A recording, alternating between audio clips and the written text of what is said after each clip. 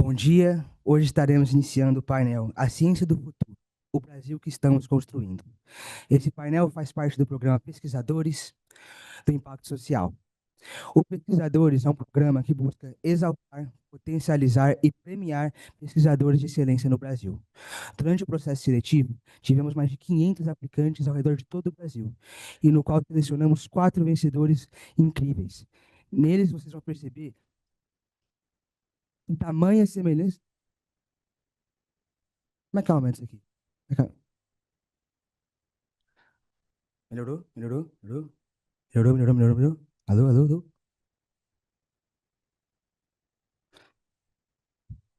Alô, alô, alô? Melhorou? Dá pra ouvir? Pode ser.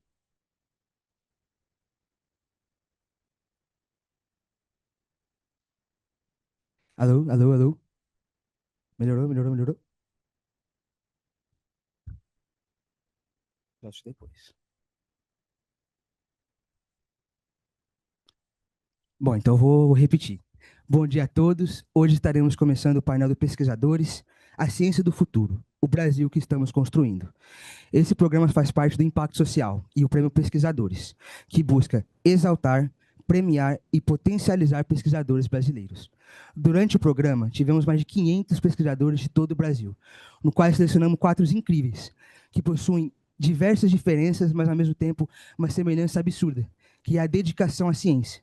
Muitos vivem o estudo, eles se dedicam, sacrificam seu tempo, sacrificam a sua vida em busca de fazer um Brasil melhor. Teremos a introdução deles para a nossa moderadora maravilhosa, Cananda Heller. Cananda é química, mestre em ensino de ciências ambientais pela USP e uma das principais vozes da divulgação científica no Brasil, amplamente conhecida como deusa cientista. Graduada pela UFBA, onde fundou o pré-vestibular social Quilombo Amigos do Bem, sua trajetória é definida a democratização do conhecimento e a inclusão de populações marginalizadas nos espaços acadêmicos e de poder. Eu gostaria de trazer uma salva de palmas para a nossa moderadora, Cananda Heller.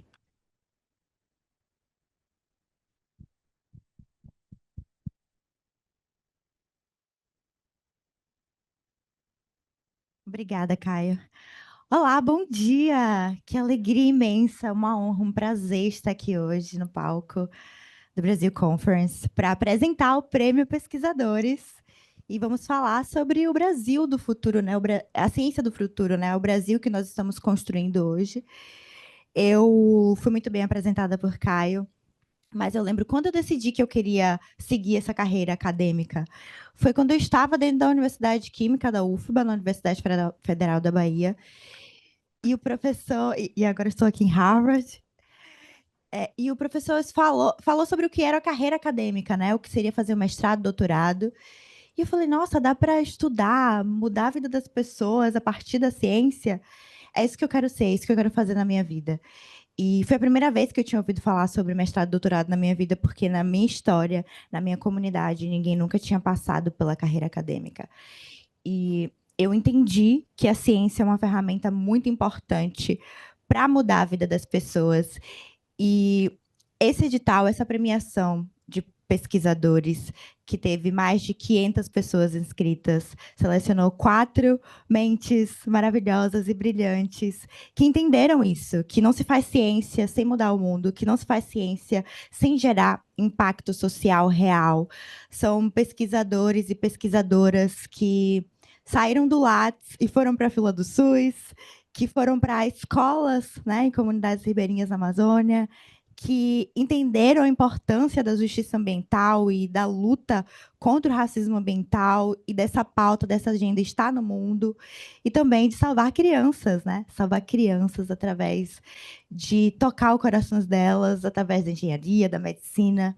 Então, são essas histórias que a gente vai ouvir hoje, histórias da ciência brasileira. Hoje eu tenho um trabalho de divulgação científica que é basicamente tornar a ciência real para as pessoas que não estão dentro da comunidade científica. E essa premiação também é esse lugar, né, que quer tornar a ciência cada vez mais visível para o mundo, para as pessoas. Então, acho que é por isso que eu estou aqui hoje apresentando, por essa super conexão de tornar visível essas pesquisas, tornar visível o quanto que a ciência brasileira é potente, o quanto que, infelizmente, a gente não tem o reconhecimento que a gente precisa, merece, mas que nós acreditamos na ciência, e a gente acredita nessa ferramenta para ajudar as pessoas a mudar o mundo. E é por isso que a gente está aqui hoje discutindo ciência brasileira em Harvard. Então, eu vou começar esse momento chamando para o palco. Eu vou subir aqui no palco também, gente. Para vocês conhecerem, né, essas pessoas maravilhosas. Vamos começar chamando a nossa doutora, pesquisadora, Vivian. Uma salva de palmas.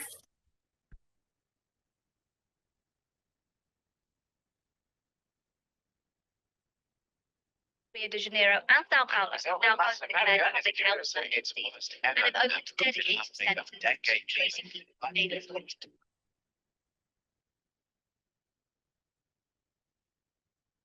Você sabia que até hoje não existem tratamentos específicos para doenças virais como a dengue? A dengue foi classificada pela Organização Mundial de Saúde como uma das 10 maiores ameaças globais à saúde. Hoje, quase metade da população mundial está sob risco de dengue nas áreas endêmicas. Só no Brasil foi estimada a ocorrência de 6,5 milhões de casos na maior epidemia que nós tivemos no ano de 2024. As mudanças climáticas favorecem a reprodução do mosquito vetor, enquanto que a mobilidade das pessoas favorece a disseminação do vírus pelo mundo. Este cenário gera impactos profundos na sociedade e sobrecarrega o SUS, além de causar sequelas a longo prazo nos indivíduos acometidos. Eu sou Vivian Costa, mãe do Theo e do Benício, pesquisadora e professora da Universidade Federal de Minas Gerais e líder do grupo de pesquisa em arboviroses e outras viroses. A minha pesquisa visa desenvolver novas estratégias terapêuticas para o tratamento de doenças virais como a dengue, conhecida como terapia da resolução. Através de estudos, buscamos identificar terapias capazes de frear a inflamação excessiva induzida pelo vírus, sem alterar a capacidade do nosso organismo de combater a infecção. O nosso grupo de pesquisa tem atuado além do laboratório, através de estratégias educativas que visam conscientizar a população acerca de estratégias de vacinação em massa e também de apoio à ciência.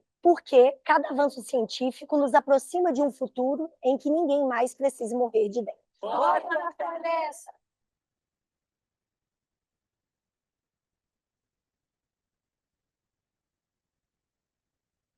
Maravilhosa, né, gente? Muito obrigada, Vivian, pelo seu trabalho.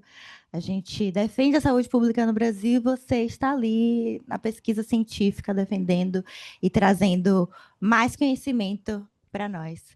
Agora, aproveitando que a gente está falando sobre saúde, eu quero convidar aqui também uma pessoa que trouxe, né, através de uma dor pessoal dele enquanto pai, ele trouxe uma tecnologia de ponta para bioengenharia e vamos conhecer o trabalho dele agora. Por favor, Paulo, venha ao palco.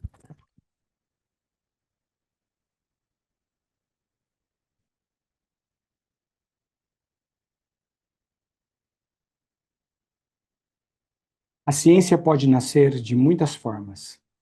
A minha nasceu quando quase perdi meu filho. Descobrimos que ele nasceria com a cardiopatia congênita mais grave conhecida, a síndrome do coração esquerdo hipoplásico.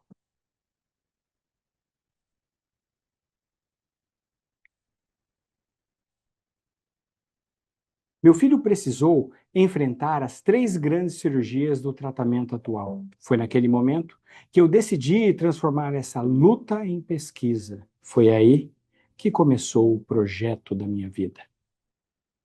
Desenvolvi um método de planejamento cirúrgico capaz de prever o comportamento do fluxo sanguíneo. Isso permite identificar, antes da cirurgia, qual é a melhor estratégia para cada criança. E essa jornada nos levou além. Propor uma estratégia capaz de transformar 3 cirurgias em uma única intervenção, para que mais crianças tenham chances de viver. Bebê? Bebê.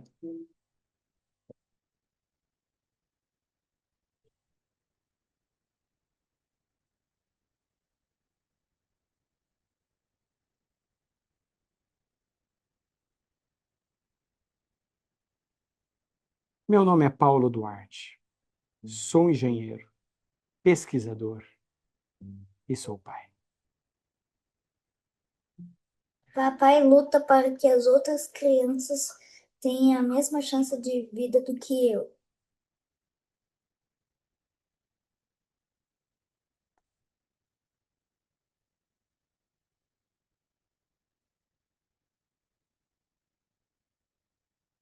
Gente, que lindo, Paulo.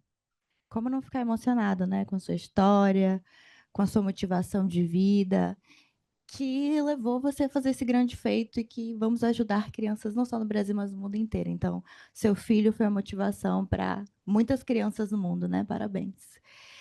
Agora, nós vamos falar também sobre sustentabilidade. Vamos sair um pouco da saúde, vamos para a sustentabilidade, discutir sobre uma mulher que entendeu que não se faz política pública, que não se transforma a vida de comunidade se a gente não tem dados científicos sobre elas.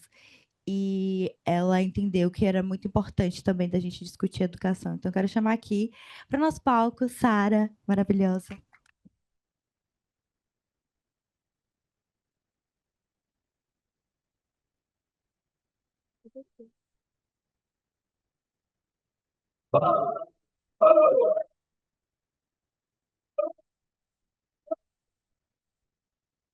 Imagine uma casa sem graça.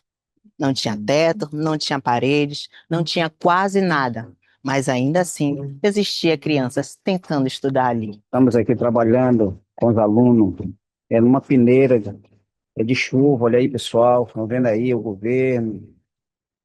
No Amazonas, a conta não fecha. Nós temos a maior população indígena do Brasil, com atendimento de 1.168 escolas, mas das quais aproximadamente 60% não tem sequer banheiros. Você sabe como funciona o financiamento da educação básica no Brasil? O principal mecanismo é o Fundeb, um fundo que redistribui os recursos entre União, estados e municípios para garantir a educação pública no Brasil. O custo aluno qualidade é um mecanismo que define insumos necessários para garantir a educação em condições de qualidade nas escolas públicas. E apesar de ser um dispositivo na legislação, ainda não foi efetivado. A pesquisa investiga os desafios e as potencialidades da implementação do custo aluno qualidade no estado do Amazonas. E parte da constatação de que parâmetros nacionais de financiamento desconsideram as especificidades regionais, que elevam os custos para a implementação de políticas públicas, o chamado fator amazônico. Considerar tais variáveis não é privilégio regional, mas requisito de justiça federativa. Que nenhuma criança tenha seu direito à educação diminuída por causa da sua localização geográfica. E aquilo que antes era somente a minha luta, agora que você a conhece, é sua também. E viva a Amazônia! Moetiumã!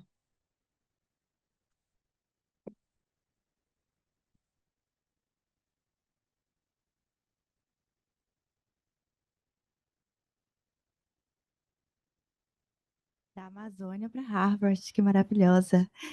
Que importante, não é, gente? A gente falar sobre essas comunidades e entender que elas precisam ter acesso a o mínimo, né? E não só o mínimo, a gente precisa de muito mais do que o mínimo, né? Para essa ascensão social, para ter qualidade de vida, para transformar a nossa comunidade. E o trabalho de Sara é fundamental, né? Como eu falei, não se faz política pública sem ciência, sem esses dados. Ela entendeu isso, ela traz isso para o mundo. E agora, para fechar a nossa mesa maravilhosa, eu quero chamar um pesquisador que também entendeu que um dos problemas desses impactos ambientais que têm acontecido no mundo, a gente tem falado muito sobre crise climáticas e que, enfim, o mundo está caminhando para o fim, não é? Mas, infelizmente, existem comunidades que já vivem esse fim hoje, com os impactos de resíduos sólidos e tóxicos. E é isso que a Alisson entendeu. Então, vem para o palco, Alisson, falar sobre o seu trabalho.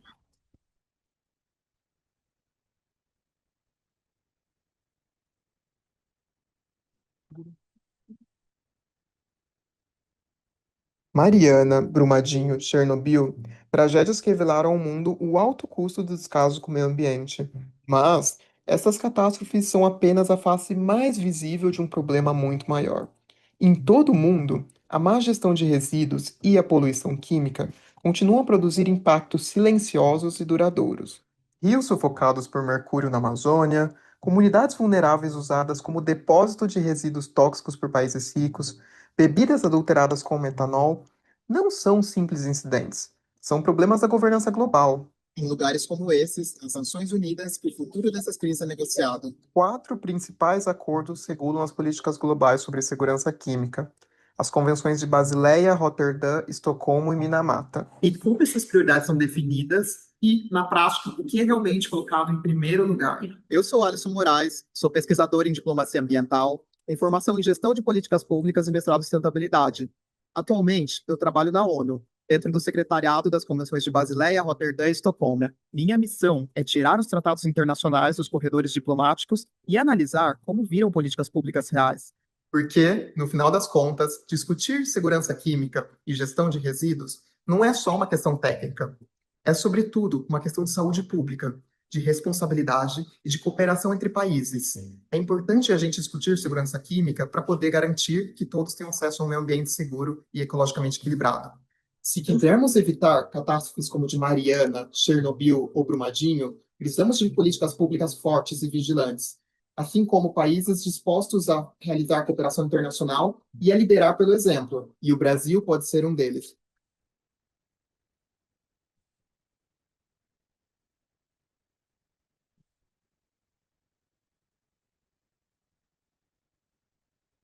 Muito importante, gente, que a gente descarta, vai para algum lugar e a gente precisa entender que ele precisa de um destino que não seja a casa e o território de outras pessoas, né? Para não afetar a vida dessas pessoas. Então, eu quero começar a nossa conversa falando com o Paulo. Caio veio falar comigo, né, sobre Paulo, quando ele veio falar comigo, ele falou: olha, esse aqui é um pesquisador, mas ele não é só um pesquisador, ele é um pai. E a gente viu, né, o amor que ele transbordou no vídeo falando sobre a pesquisa científica dele e onde ele chegou, né? Como que esse amor levou ele tão longe. E ele veio da engenharia civil e foi para a medicina. E, assim, muitas pessoas começam numa área e terminam nessa área, assim. Você teve toda essa motivação para sair de uma área e para outra e inovar de um jeito tão incrível que vai impactar na vida de muitas pessoas, assim. Quero que você fale para a gente como que o Paulo pai levou, transformou você num Paulo pesquisador, sabe? Ou colocou você nesse lugar. E, enfim, conta para a gente a sua história. Bom, primeiramente, muito obrigado. Cananda, é ótimo estar aqui com você, com os meus queridos pesquisadores. Todos vocês, é uma honra estar aqui. Eu tinha minha vida já estabelecida em Londrina, e em 2015 eu descobri que eu ia ser pai de uma criança que tinha a cardiopatia mais severa que existe, né? A síndrome do coração esquerdo hipoplásico. Nós tivemos a chance dele nascer no melhor centro, um dos melhores do mundo, que é no Beneficência Portuguesa. E o tratamento dele consiste em 3 grandes cirurgias, uma com 4 dias aproximadamente, outra com 4 meses e outra com 3 anos. E normalmente as crianças ficam internadas entre a primeira cirurgia e a segunda. Ele morreu umas 3 vezes. E nesse momento eu perguntava, como um bom engenheiro, curioso e petulante, por que 3 cirurgias? E foi ali que eu decidi vestir o avental. De lá para cá eu fiz mestrado, doutorado, que propus projeto de cirurgia cardíaca, da mesma forma que é feito simulações com Fórmula 1, aeronaves, navio. A gente utiliza para o corpo humano. E agora a gente consegue antecipar resultados pós-cirúrgicos. E depois, Cananda, no pós-doutorado, no Dante Pazanese, nós conseguimos reduzir propor a redução das 3 cirurgias para uma, que vai impactar aproximadamente 410 mil crianças morrem por ano com cardiopatias complexas. Se eu conseguir salvar uma pessoa, uma criança, eu acho que está feito. Obrigado.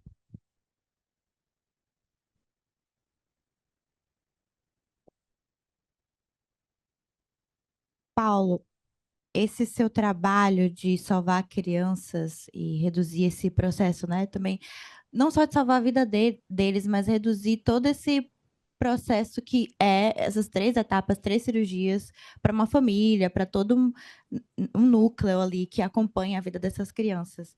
E ele é tão importante que a gente também fica se perguntando como que essa sua inovação, você vê, assim, dela gerar um impacto em larga escala e acessibilizar também para crianças de qualquer nível, faixa etária, social, assim.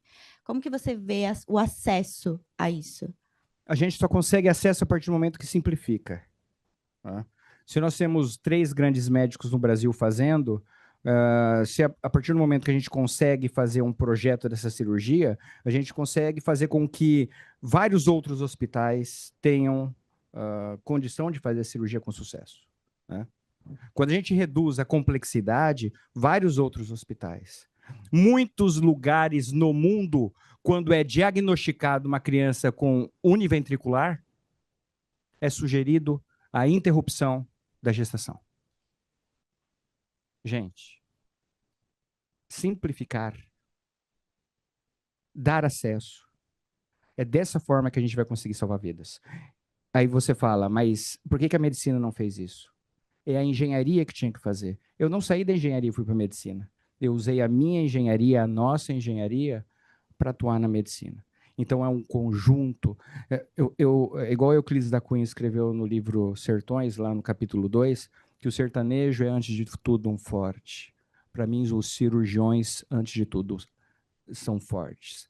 Porque eles entram, às vezes, é ele e Deus. E nós, da engenharia, temos que levar processo e método, e é o que nós estamos fazendo. Novamente, muito obrigado pela pergunta. Obrigada a você.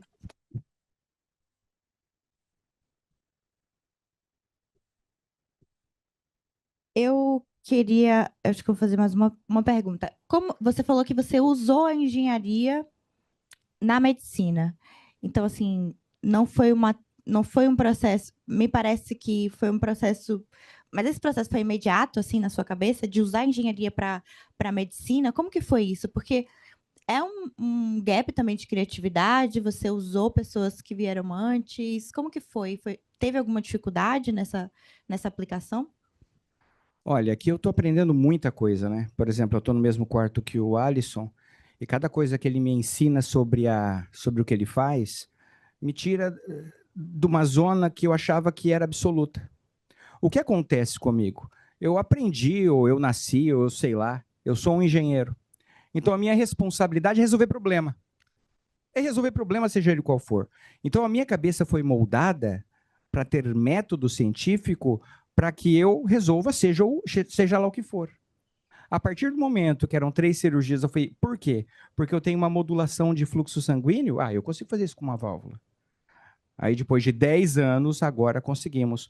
Saiu a patente, né? Agora estamos propondo o artigo científico, e o enxerto vascular, que é um elemento bastante importante, daqui a pouco vai começar a ser aplicado em animais em Londrina.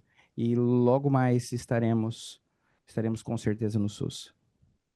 Maravilhoso, parabéns.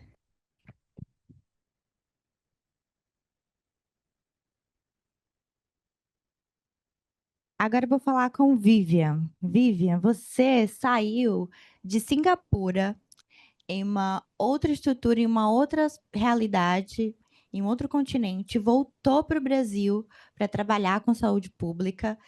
E existe um movimento muito comum dos pesquisadores saírem do Brasil para ir para fora do Brasil. Eu quero saber de você, o que é que te motivou vir para o Brasil, ir para o Brasil, fazer o seu trabalho que você faz hoje e trabalhar com a saúde pública brasileira? Tá. Então, muito obrigada, gente. É um prazer estar aqui hoje.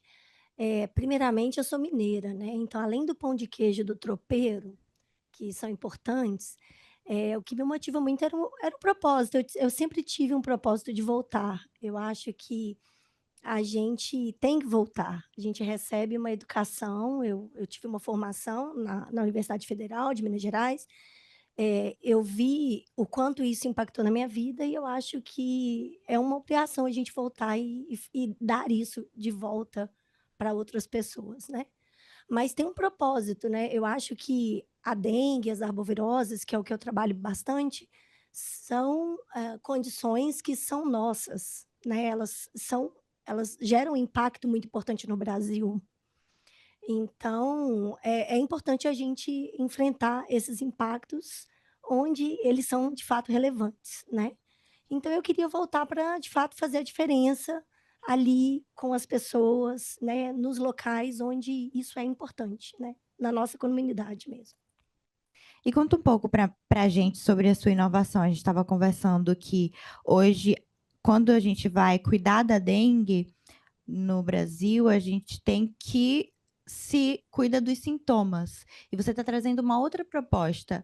E isso vai impactar, inclusive, nas sequelas desses pacientes pós processo em que eles são contaminados e que passam por esses tratamentos, né, das arboviroses. E eu quero que você conte para a gente sobre a sua inovação.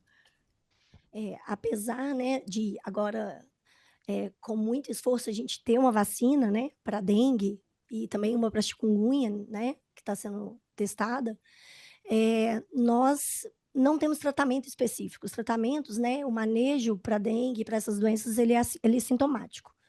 Então, e a gente não sabe, o grande problema é a gente não sabe quem vai evoluir para doença grave, quem vai precisar do Sistema Único de Saúde. E a gente viu isso claramente na Covid, o quanto que a sobrecarga do sistema de saúde, né, não ter hospital para todos, é isso que gera as mortes, né? É isso que leva as pessoas a sucumbir. Então, a ideia é desenvolver tratamentos para as pessoas que vão desenvolver a forma grave, né, baseado em moléculas que são produzidas pelo nosso próprio corpo e que o vírus diminui. Então, a ideia, ela é simples, ela dá as moléculas de volta que estão falhas. Então, são moléculas que a gente brinca que freiam a inflamação, que freiam a resposta, né, de como o nosso corpo responde ao vírus. Muito legal. Agora eu queria saber de você, porque o Sistema Único de Saúde do nosso país é muito importante para muitas pessoas. E, por mais que seja óbvio, muitas vezes a gente não trabalha uma pesquisa que vai impactar realmente, por exemplo, os problemas que a gente tem de desigualdade social, de acesso à saúde. Eu queria que você trouxesse um pouco como que você discute, trabalha isso enquanto professora, né, dentro da pesquisa. Como que você entende essa relação dos pesquisadores com o SUS? E como que a gente como que a gente se aproxima do Sistema Único de Saúde do nosso país e com a pesquisa científica do Brasil? Obrigada. Essa pergunta ela é muito importante. Eu sou uma pesquisadora completamente da área básica, né?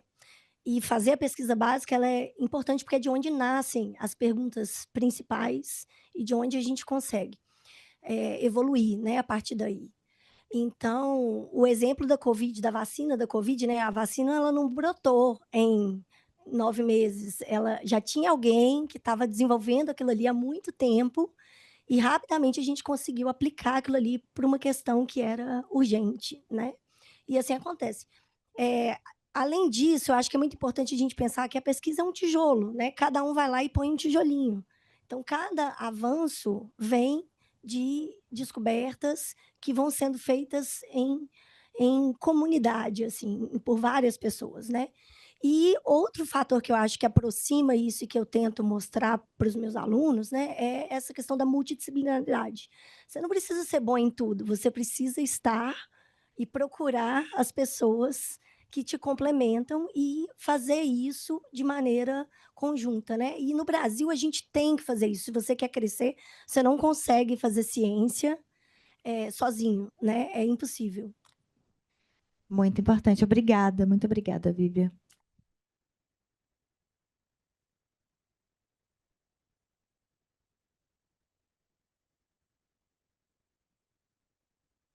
Agora vamos conversar com Sara. Gente, existe muito essa discussão que as comunidades e, enfim, a ciência durante muito tempo excluiu a população negra, indígena, da produção de conhecimento científico no Brasil. E quando a gente vai pensar em solução para essas comunidades, não dá para olhar para elas com uma ótica colonizadora.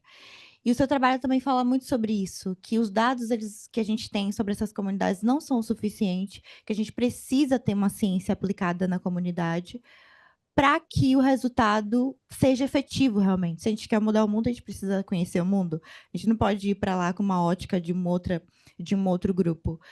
E eu quero que você fale um pouco sobre isso, né? Sobre essas métricas, como que você traz os dados estatísticos para a educação na Amazônia e o que a gente pode aprender com a sua pesquisa também. Obrigada a todos, obrigada a presença e quem está nos assistindo. Então, meu bom dia. Eu trabalho com dados há 22 anos, né? E eu sei do perigo de fazer essa métrica nacional. Quando fazemos essa métrica, podemos universalizar todos, inclusive os ribeirinhos, os quilombolas, né, os indígenas. E, a partir daí, quando eu começo a luta para fortalecer a implementação do custo aluno-qualidade, eu me deparo com uma possibilidade de mecanismo de definir os insumos que garantam condições de qualidade às escolas públicas, né? E, a partir do SINCAC, que é um simulador que estima esses valores, eu consigo identificar quanto custa uma educação de qualidade. Porém, eu me deparo com a realidade de que, na região norte e nordeste, nós precisamos de complementação federal. E essa complementação é muito grande, tá? Porém, não é impossível, não vamos ver como problemas nem desafios, ou somente como desafios, tá? Porém, eu moro na Amazônia, sei das problemáticas e reconheço os custos que são para fazer política pública na Amazônia. Hoje nós vamos chamar de fator amazônico, que são as logísticas e os transportes que aumentam os custos na região. Então, considerar tais variáveis, como foi dito no vídeo, não é privilégio regional, mas é requisito de justiça federativa, tá? Então, considerar o diferente não quer dizer que vai ser melhor ou pior, quer dizer que tem que considerar as especificidades.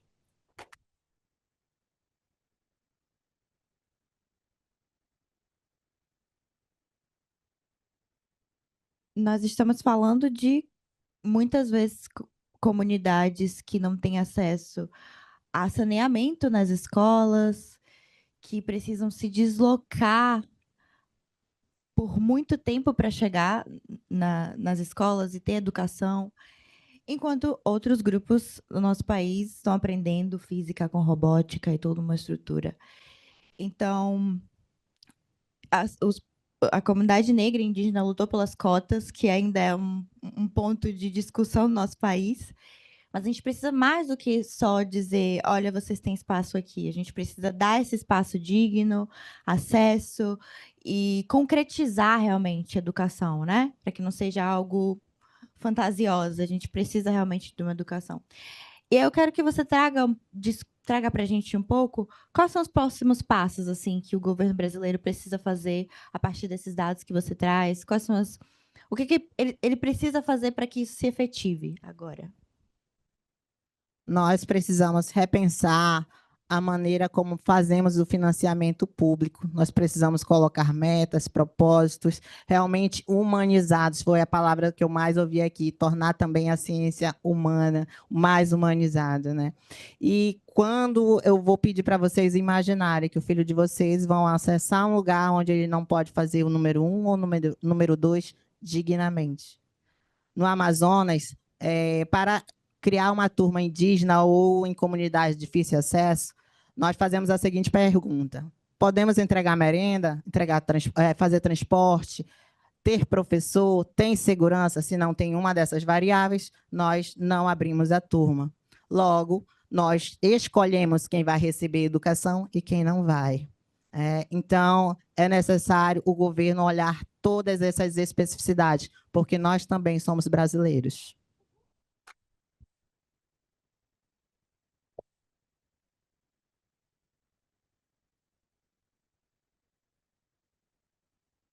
Eu escutei uma vez no show de Gabi Amarantos, ela falando assim, não existe Brasil sem Amazônia. E eu falei, é isso. O que seria do Brasil sem Amazônia, na verdade, não é? Não existe o mundo. Muito obrigada, Sara. Obrigada. Bom, agora eu quero conversar com a Alisson. Gente, esse trabalho de Alisson é muito incrível e eu estudo muito também racismo ambiental.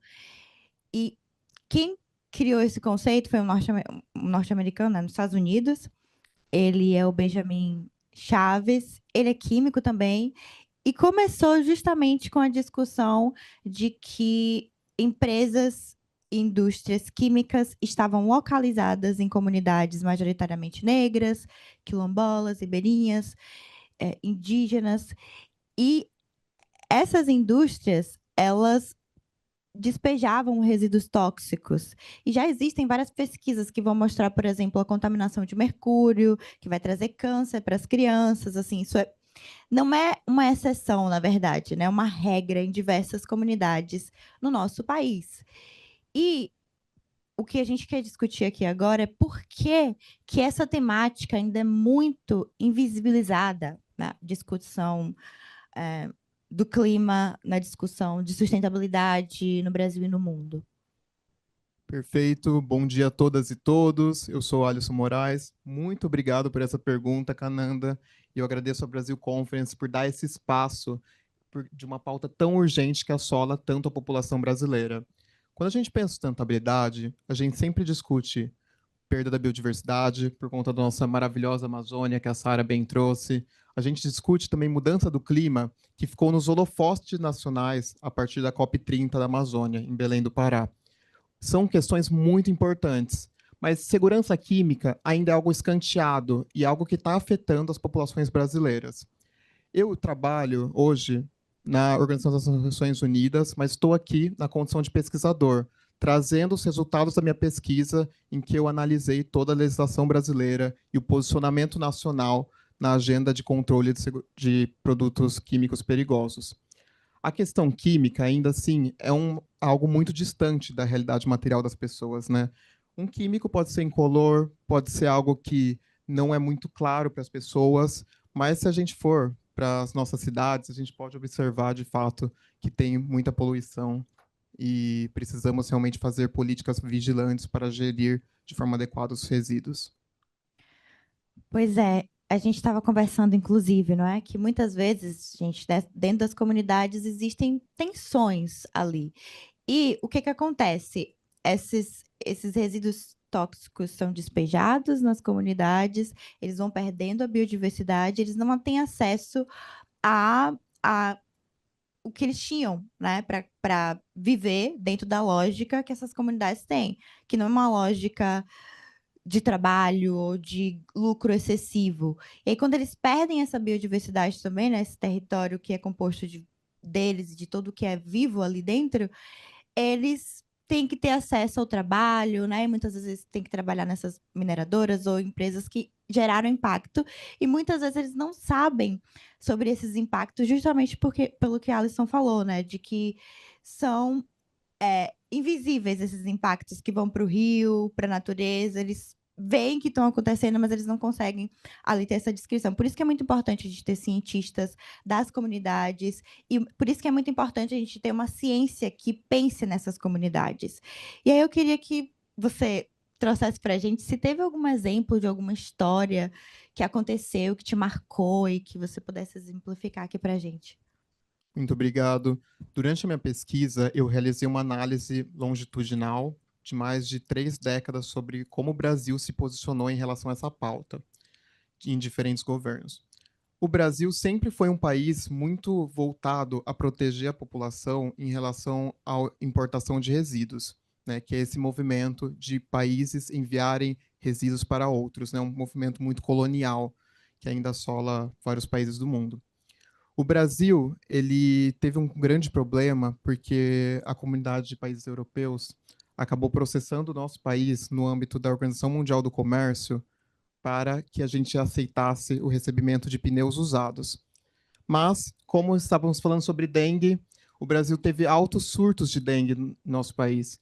E por isso, o Brasil disse que era importante a gente priorizar a gestão ambientalmente adequada nos territórios que originam pneus, né? Porque quando a gente traz pneu para reciclar, o próprio processo de recauchutagem, ele é um processo que não garante um ciclo de vida que seja muito útil, né? Um ciclo de vida longo. E, dessa forma, o Brasil ele se posicionou firmemente, o Brasil sempre teve discursos em fóruns internacionais, na Convenção de Basileia, dentro da Organização Mundial do Comércio. Só que o grande problema é que a gente perdeu no âmbito dessa discussão. Mas, logo em seguida, a gente enviou isso, judicializou, e garantimos a constitucionalidade da defesa do banimento do recebimento de pneus. Então, hoje o Brasil é um país soberano que garante o bloqueio da entrada de resíduos perigosos, seguindo os parâmetros de procedimento prévio informado da Convenção de Basileia. É um país que consegue garantir isso, mas que sua agenda muda a partir de diferentes governos, né? Ainda assim, é um tema extremamente visibilizado. Tem essa problemática muito na Amazônia, né, em que comunidades são acometidas pelo mercúrio, por conta do garimpo ilegal. A temática de resíduos e substâncias químicas, ela é, sim, uma das maiores temáticas em termos da tripla crise planetária, porque quando a gente fala em perda de biodiversidade e mudança do clima, a questão residual é o que afeta ambos, né? A poluição afeta os dois. Mas, ainda assim, é algo que as pessoas fingem que não existem.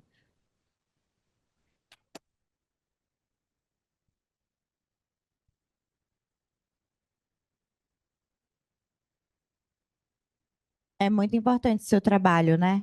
Tem um lema que a gente fala na sustentabilidade, né? Que é pensar global, agir local, e essa relação com o globo e com o que acontece nas comunidades, ela está totalmente interligada.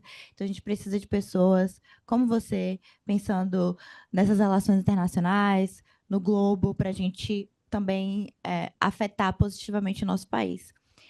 E aí eu quero ir para o nosso último bloco, assim, pedindo para que vocês, assim, quando vamos discutir a ciência brasileira, a gente está falando sobre um lugar que enfrenta muitos desafios, né? Ser um pesquisador, uma pesquisadora no nosso país é um desafio no sentido de ter estrutura mesmo, né? O Brasil é um país muito desigual e a gente vê isso acontecendo também dentro da comunidade científica, na pesquisa científica. Mas eu estava conversando isso com o Paulo também, não foi? Quanto que é importante a gente ser intencional na nossa pesquisa e fazer com que ela seja para mudar a vida das pessoas mesmo, assim, que ela tenha uma efetividade na vida real. E eu quero que vocês comentem sobre isso. Qual a percepção de vocês sobre essa relação da pesquisa científica com a vida real das pessoas e como que a gente pode cada vez mais impactar nessa vida das pessoas? Que, obviamente, o trabalho de vocês já faz isso. Então, é por isso que vocês estão aqui respondendo essa pergunta. Quem quer começar? Eu não sei. Pode ser Paulo. Eu conheci o Media Lab ontem e fiquei encantado.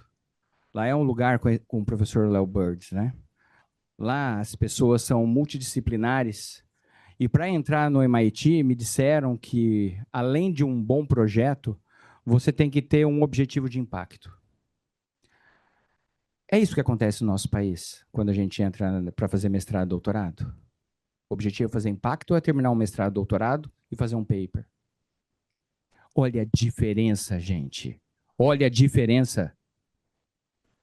O MIT, você entra com o objetivo de alcançar pessoas.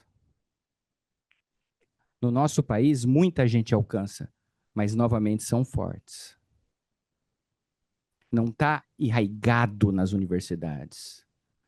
O objetivo da pesquisadora é transformar pesquisadores, que transforma pesquisadores e não impacta. Logicamente que existem muitas exceções. Aqui, o objetivo é inicialmente impactar.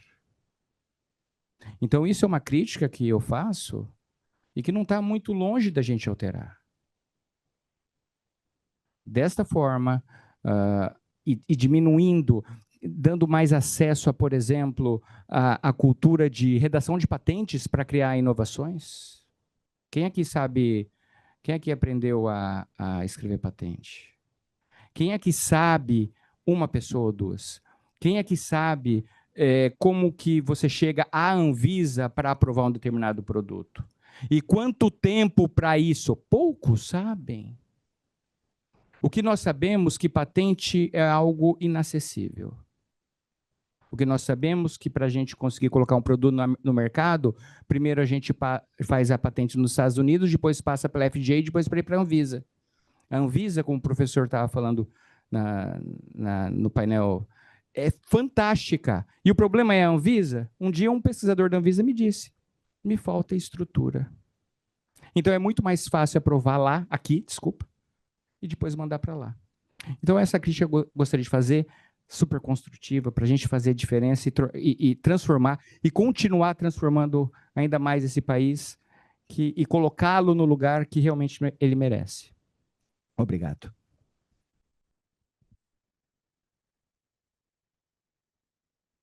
Pode falar.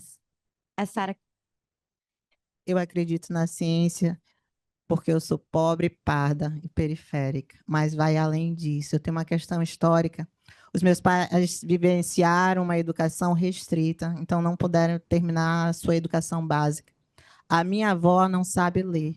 Ela lê a Bíblia com as mãos em cima, como se fosse um ato que reconhecesse o direito que lhe foi negado. Então, eu acredito na ciência, eu acredito na educação, assim como vocês. E acreditar na ciência e fazer ciência na Amazônia é, em si, um ato de resistência. Porque quando a Amazônia cresce, o Brasil cresce, o mundo cresce. E, principalmente, quando o Brasil crescer, que ele não nos abandone. Obrigada.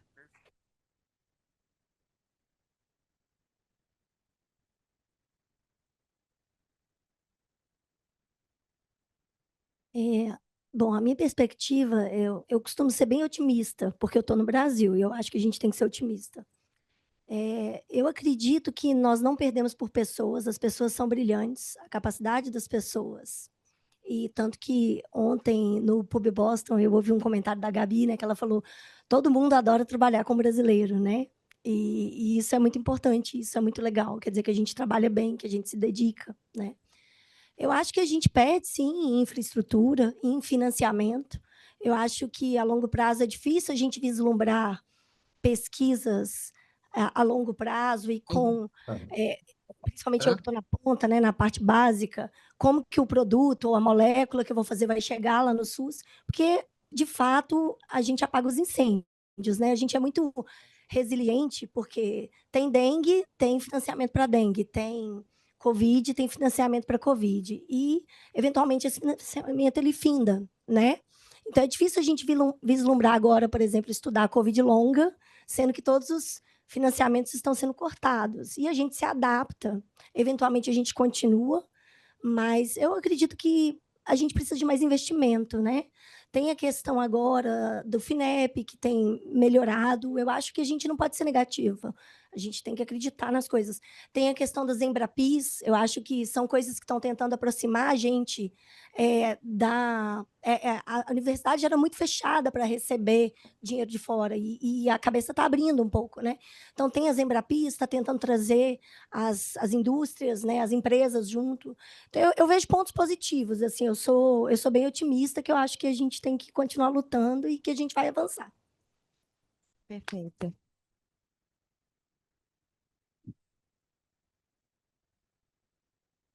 Acho que só para complementar o que esses meus brilhantes colegas falaram, eu creio que fazer ciência no Brasil é um desafio, mas pessoalmente isso para mim é uma agenda de vida. Eu quero transformar e trazer visibilidade para uma pauta que é completamente negligenciada, que não está nos holofotes como outras pautas ambientais. É importante que a gente discuta isso de uma forma muito inteligente, de uma forma muito dedicada, porque eu quero que no prato do trabalhador a gente não coma veneno. Eu quero que na panela da minha casa a gente não tenha um poluente eterno. Eu quero que um país em desenvolvimento não vire um lixão. Eu quero que um rio na Amazônia não seja contaminado por mercúrio e que todos possam pescar e ter garantia da sua subsistência com saúde e qualidade. O nosso objetivo enquanto brasileiros é garantir que todos tenham acesso a um meio ambiente ecologicamente equilibrado. E dar visibilidade aos invisíveis é colocar a poluição e manejo de resíduos como prioridade.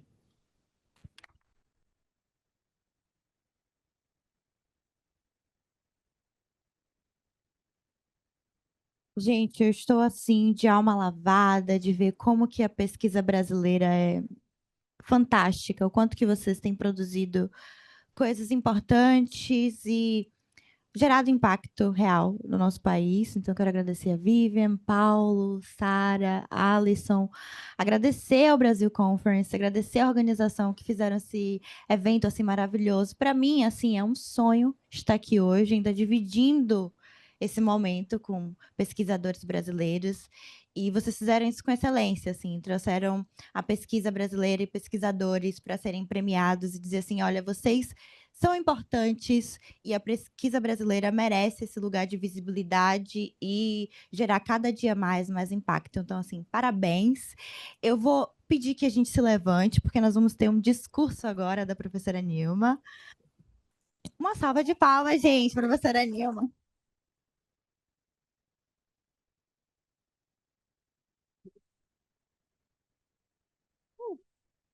Ai, gente, eu também estou com a alma lavada. Que prazer estar aqui. Está funcionando bem? Bom dia, bom dia. É um prazer enorme estar aqui, principalmente depois do que a gente acaba de ver e de ouvir. E eu gostaria, antes de mais nada, de parabenizar a ABC, a todo o time, pela organização maravilhosa desse evento. Gostaria de parabenizar ao comitê que selecionou esses 4 pesquisadores, porque não é uma tarefa fácil escolher 4 entre mais de 500, imagine só. Mas, para mim, pessoalmente, é um momento muito especial poder encerrar esta conversa, porque hoje a gente não está só encerrando um painel. Hoje a gente está olhando com mais clareza para o tipo de Brasil que a gente quer, para o tipo de pesquisas que estão ocorrendo no Brasil. A gente está olhando com mais clareza para o tipo de Brasil que está sendo construído, muitas vezes longe dos holofotes, mas com uma força imensa. Porque o que vimos aqui não são só pesquisas, são respostas. Respostas para um país onde o acesso à educação ainda depende do território onde se nasce. Respostas para doenças que continuam testando os limites da ciência e da nossa urgência. Respostas para um planeta sufocado por resíduos e desigualdade ambiental. E respostas para vidas que precisam, desde o primeiro instante, de uma chance real. O que une Sara, Vivian, Alisson e Paulo não é apenas excelência acadêmica, é também a ampliação do que entendemos como ciência, quem faz, de onde ela parte e a quem ela serve. Porque quando novas vozes ganham espaço, quando diferentes territórios são levados a sério, a ciência não fica só mais diversa, ela fica melhor, mais completa, mais capaz de responder ao mundo real.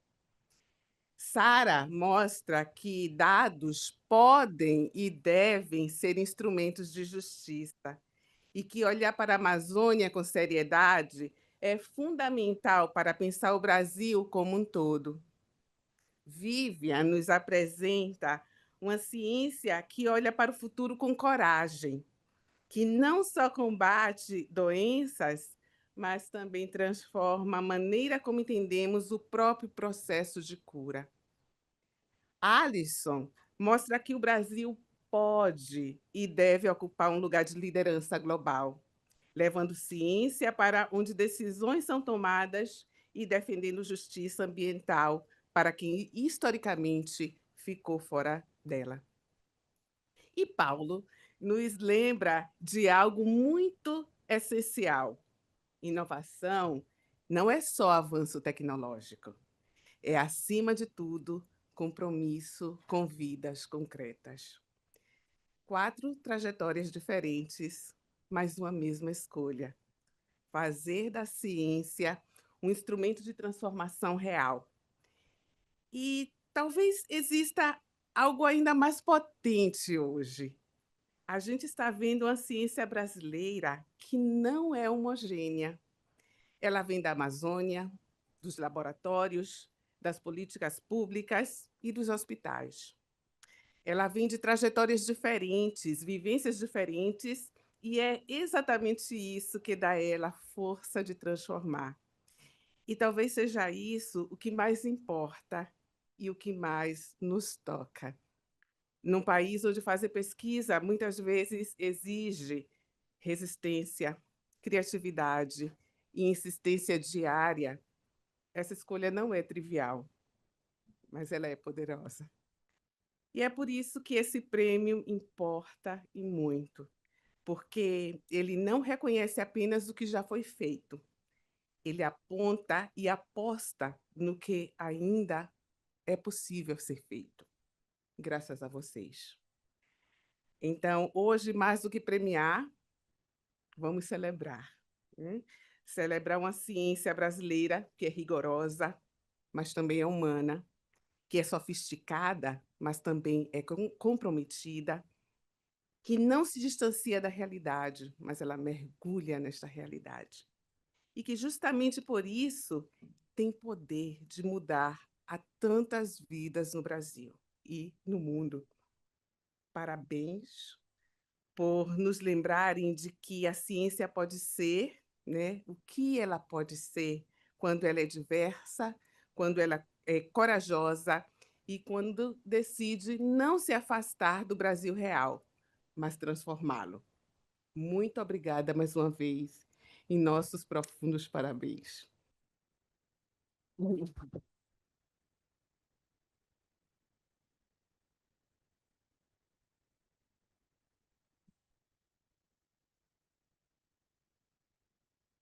Agora, parafraseando a professora Nilma, para celebrar esse momento, vamos entregar os prêmios para os premiados.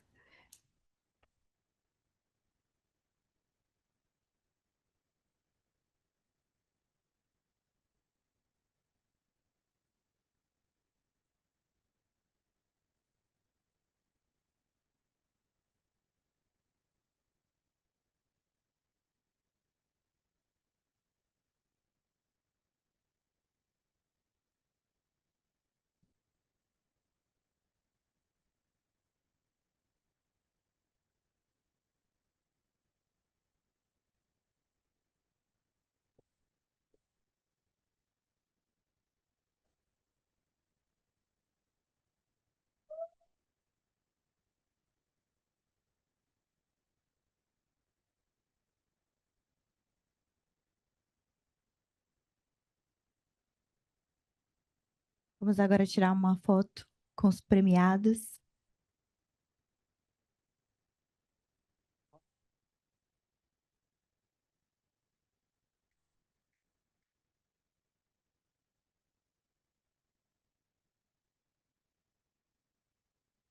Para finalizar, os organizadores do pesquisadores. Podem vir também. Todos.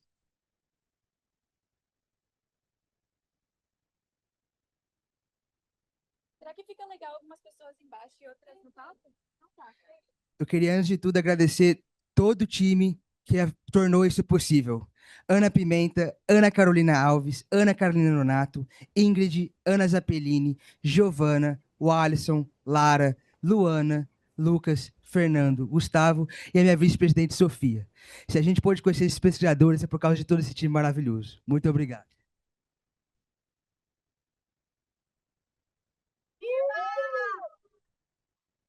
Vamos brincar dos 3 pesquisadores? Pesquisadores!